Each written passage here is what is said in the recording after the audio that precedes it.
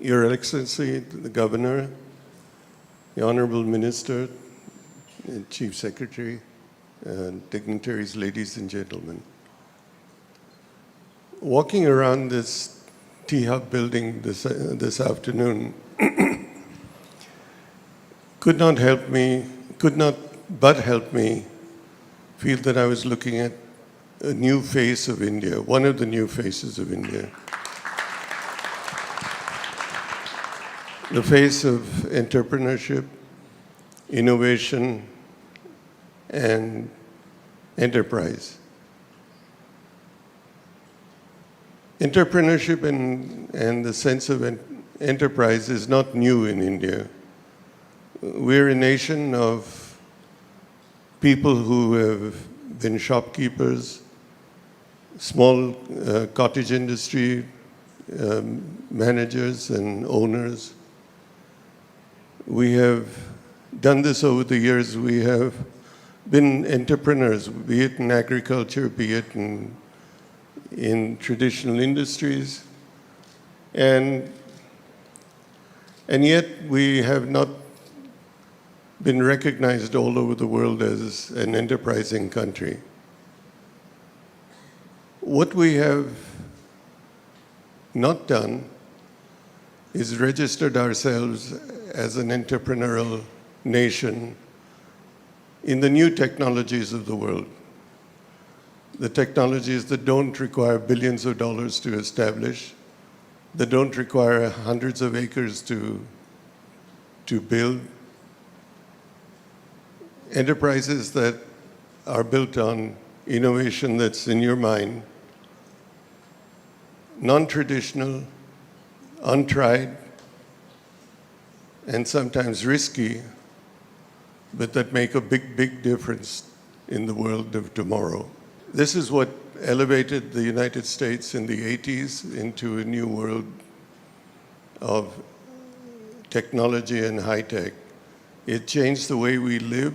It changes what we hold in our hands in terms of phones, communication. And yet India has only been a part of it through people who left India and gone elsewhere. And why? Because the environment here didn't support them.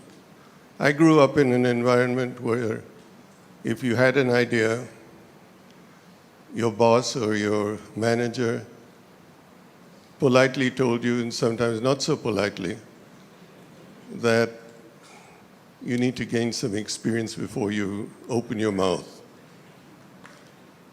You need to roll up your sleeves and spend 5 years on the shop floor. Then you can talk. And that's not what enterprise is today.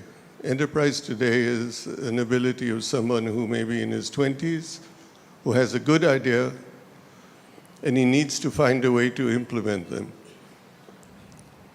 We now have an environment of venture capital that listens to that person, and we have a facility like this to enable that person to try out his idea, to bring it into reality or fruition in a manner that is interdisciplinary, open, and unifying.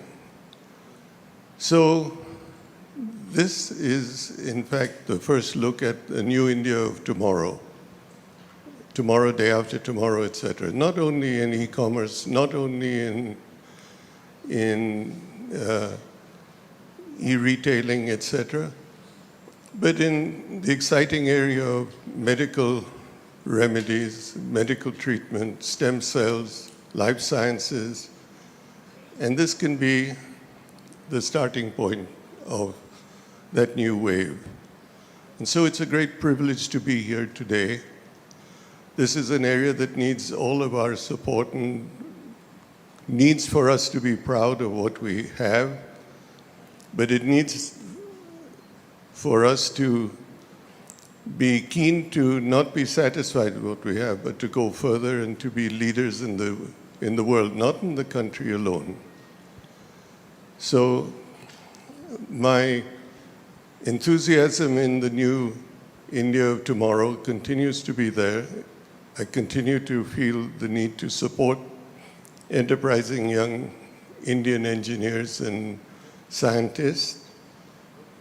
And all of us should be very pleased to play this role and need to support this, because all of us should be keen to unleash the Indian tiger. And we haven't done that as yet. So let's all put our hearts and souls behind the fact that this is going to be the new India of tomorrow. And what we're seeing in this building is just the start, just a nucleus of what could be the new big thing in the country. And thank you very much for